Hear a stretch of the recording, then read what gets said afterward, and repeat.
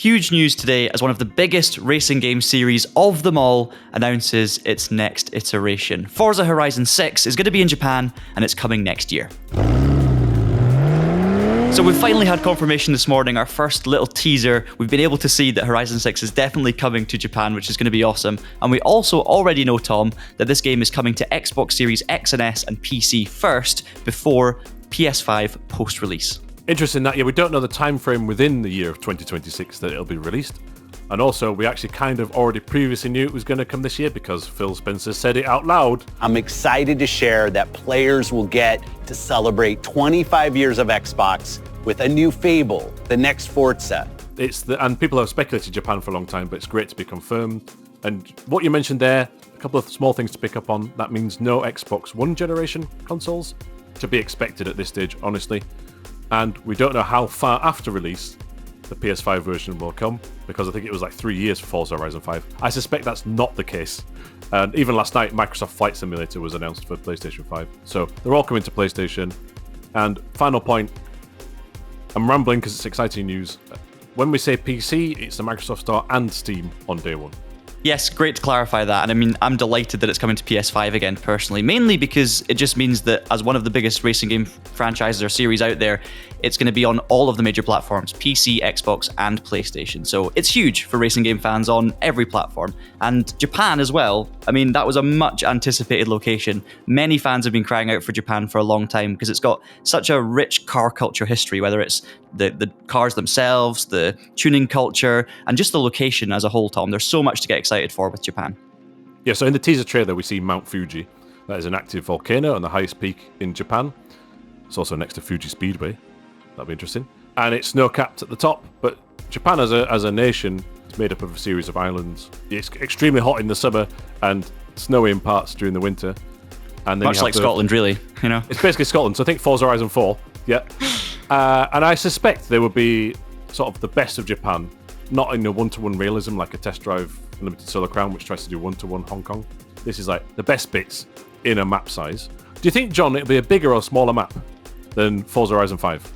I mean, we were talking about this earlier, and I think generally the landscape of Mexico is quite barren. It's quite open, lots of wide, vast spaces with less dense populations. And I think Japan is...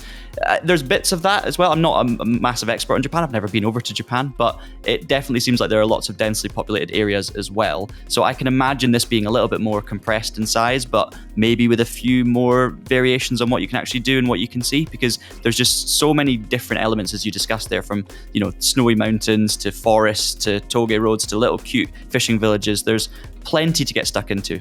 Yeah, also they have confirmed seasons will change, so that wasn't a feature of every Horizon game, I don't think. I think it was in 4 and 5. The season, in terms of like the gameplay loop that you're playing, but also it would change the weather and the location a bit. And so here we'd expect cherry blossoms in spring, and they're saying that they're going to take that another step forward this time without showing that. So intriguing as to what that means. They talk about, the sound changes as well for the season. Okay, fantastic. And then just going back to Japan, there's also some famous landmarks or areas for driving enthusiasts. So there's an amazing scene there. There's the Hakone Turnpike near Mount Fuji, which is a over 15-kilometer private road, toll road that you can drive along safely. yeah, responsibly. And there's a Shuto Expressway, which is a really busy, densely populated expressway. It does what it says in the tin in Tokyo. I would love to see that. I would expect it in here in some form. But it's also had, like, in the past, a racing scene at night, right? Which is also seen in some other games. Yeah, street racing has been a big part of racing game culture for decades now, with the likes of Need for Speed obviously focusing a lot on that. You've got Midnight Club, and even more recently, this week, in fact, Tokyo Extreme Racer launched its full version of its game, and that's very much focused around the likes of the Shuto Expressway, and that the series has been focused on roads like that for decades. So there's just so many different elements of this Japanese culture that we can take in from the actual venues themselves and what the locations are going to be looking like. By the way, speaking of locations, our editor Osley has actually discovered exactly where that image or that render at the end of the teaser trailer has been taken from, and it looks like it's basically looking over at Mount Fuji, over a bridge from Lake Kawaguchi. So if you have a look on Google Maps, you'll be able to be able to find that spot and basically see where that photo's been taken from. And I think, with the likes of the Hakone Turnpike over to the left from there. You've got maybe a designated racing track. Maybe it's called Mount Fuji Raceway. Who knows what it's going to be? But we can start to build a bit of a picture in our heads of how this game's going to expand and what it's going to look like. Of course, cars as well. There's going to be Japanese cars everywhere. Yeah, that's the location's probably a really exciting bit. The cars are super key for me. However, the prior Forza Horizon games have a lot of Japanese cars. There was a period where I think Toyota and Mitsubishi were missing, but they did return and they're in Horizon 5.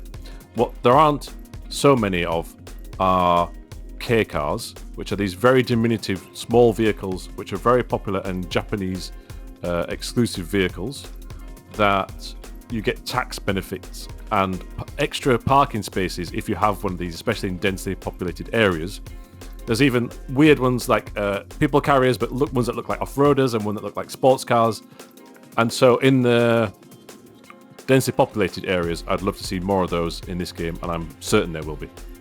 Yeah, I would totally agree with that. I'm also intrigued to see what they do with the sort of story modes of the game. Obviously, in Forza Horizon 5, it was focused around Mexico. We had Papa Fernando and the old Beetle, and yeah, I mean, cultural appropriation springs to mind. I wonder how they're going to tackle that with this game focused on Japan. Hopefully, it's done tastefully. Yeah, just on that, on the Forza website and the Microsoft website, there are interviews with Japanese natives who have been involved in the creation of this game. And I think they've been very, very careful this time round to emphasize that they're trying to be respectful. Yeah, so I think that's something we're going to definitely have to see how it plays out, but we can expect something that's maybe a little bit less extreme or obvious, let's say, on the nose, yeah, than Forza Horizon 5. One other element that we probably should have mentioned earlier when we're talking about Toge roads and street racing, you've also got the likes of the No Hesi mod on Assetto Corsa, which is hugely popular, cars weaving in and out through traffic, and they also have Japanese locations on there, so I wonder if we could see weaving through traffic as one of the main gameplay elements here as well. Yeah, they've got to do that. It's kind of like a thing at Tokyo, the midnight street racing scene. I mean, whether or not they actually race anymore, or just turn up at a car park with a tuned car, that's one element of their culture. But if you had a specific to integrate a new gameplay loop or new race type, it would be a no Hesi equivalent would make sense in this scenario, I think. So this won't be the first open world driving game to take place in Japan recently. We obviously talked earlier about Tokyo Extreme Racer, which is open world and has races on those streets that we've mentioned. You've also got the likes of Japanese Drift Master, which is open world, and you can slide around these kind of semi-fictional but based on real places Japanese roads. So we've got a little bit of a flavour of what this could look like. Car X Street did the same as well. We previewed that on the channel probably about a year ago now almost. And that, again, cherry blossom everywhere. You've got the Toge roads, you've got the Hakone Turnpike recreation. So we've seen this done before. I'm very intrigued to see how it's done by this particular studio with this budget and the backing behind it, the amount of time they've had for it, and obviously the anticipation. Even Gear Club Unlimited 3 is based in Japan as well, and we've seen clips or gameplay previews of an RX-7 fighting its way through traffic on there as well. So it's been done before, but I'm really keen to see how the biggest racing game series of open world driving does it. Yes, is Forza Horizon 6 coming to eat their lunch? Because presumably it's a bigger budget, a bigger team, and more polish, plus a technical platform and foundation that has been used for many other Forza games. Although Forza Motorsport did introduce an game engine upgrade, and I suspect that might be carried across to Forza Horizon 6. They've not mentioned anything specifically. But, I mean, Tokyo Extreme Racer kind of sits apart as its own distinct thing, because it is kind of open world-ish. It's really JDM and Car X Street that this game might trample all over, but we'll have to see in the fullness of time. Yeah, absolutely. And we want to hear from you guys as well down in the comments below. How excited are you for Forza Horizon 6 to come to Japan? Would you have picked another location? And also, what cars are you most excited to see in this game? Because we will expect, of course, an influx of additional Japanese machinery. There was already a lot, but there's going to be more in this game. So do let us know down in the comments below. And of course, subscribe to the Traxion channel while you're down there to catch any more updates on this game as we bring them to you. Now, Tom, there have been some changes behind the scenes here as well, because of course, Playground Games, who are responsible for the recent Horizon titles, there's been a bit of shifting, let's say. Yeah, and also, like John says, put in the comments which Japanese cars you'd like to see. I would like to see the Mitsuoka Vuitton. Anyway, that's a Nissan Micra that looks like a Jaguar. It's very Japanese. Yes, so Playground Games is also making Fable, and that's also coming out next year, but that is a separate team under the same name umbrella. So first of all, that's key to sort of separate that. There were some concerns over that. We should note that Turn 10 Studios in America created Forza on the original Xbox circuit racing game, Gran Turismo Rival. They made several of those, and then it was decided, let's do a spin-off, Forza Horizon. That's by Playground Games in the UK. Eventually, Playground Games was subsumed by Microsoft. But all that time, Turn 10 still had oversight and maybe final say, we believe, on certain decisions, which is strange because Horizon became the successful Forza game, not Motorsport, as evidenced by the most recent Motorsport, which I believe is a bit strong but has been a failure. So, there's all these politics been going on behind the scenes. One thing has led to another. The original co-founder of Playground Games, Gavin Rayburn, he left the studio in 2022. And in 2023, he announced his own studio with some other co-founders and backers called Lighthouse Games, and they are working on a racing game that's not been unveiled yet. And a lot of Forza Horizon Playground Games alumni, they are at that studio. There's also another studio called Maverick Games, which was announced in 2023 as well. And this is also made up of former Forza Horizon 5 and Playground Games developers. In particular, the creative director, Mike Brown, and Tom Butcher, who you might have seen, who was a producer, you might have seen them on the Forza Horizon 5 Let's Go streams, and they were the public faces of the games in many respects and at award shows and stuff. They all left. They founded Maverick Games. And they're also working on a racing game. So what I'm really keen to see is, yes, Forza Horizon 6, it might copy the template of the previous games that was already there, but put it in a new location. That's not to denigrate the amount of work. It's still a lot of work to get it done. But I'm really, like I say, keen to see if these personnel changes have affected it, for better or worse. It might bring fresh ideas.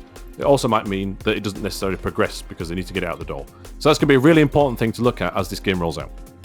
Yeah, I was going to say exactly the same thing. It can go either way, right? It could be the fresh new ideas is exactly what's needed and new personnel could help. The game was already great, but it's beginning to become a little bit repetitive, I think, for the players who've been playing since the early days. So that's one thing. Or will it just be, will they have lost some of the key members that made it as good as it was? We'll have to wait and see. But there's plenty to get excited for regardless. There are also some Easter eggs, Tom, we've spotted in the trailer. So first of all, the number plates are key, and that's probably one of the more obvious ones. At the start of the full-length teaser trailer, you see a number plate for Colorado, which basically signals the first Forza Horizon game, which took place in America. Then you had the second game in France and Italy, a European game, before they moved to Australia for Forza Horizon 3. All of these number plates are shown up until the UK, Forza Horizon 4, and of course Mexico, Forza Horizon 5. The Japanese number plate at the end, however, as well as signifying that this new game is going to Japan, actually translates to saying the word legend, which I've seen a lot already in the very brief moments we've had to look at the early marketing, and it seems like the word legend's being used everywhere, so I wonder if that's key to some part of the game. It's because it's the Honda Legend. That's a car model, isn't it? Oh, there it is. Yeah, that's going to be the cover star. It won't be that, because that is the most humdrum, boring saloon in the world. However, if there is a Honda Legend in that initial trailer somewhere, or the background of the cover shot, I would be over the moon.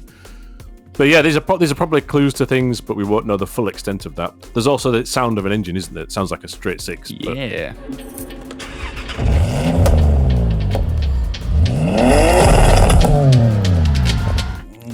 There are already Skylines and GTRs in the game, maybe a Supra.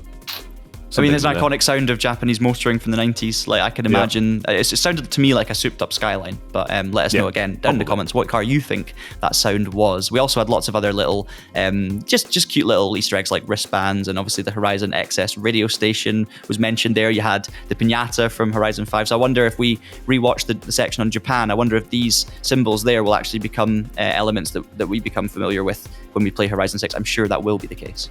This is a very small nugget of information, but it's got me hyped. I'm sure many other people are. And don't forget that Horizon 5, despite being 3 years old, was the best-selling overall PlayStation 5 game so far this year, even though it came out many years later and was full price. So the appetite is massive for this game.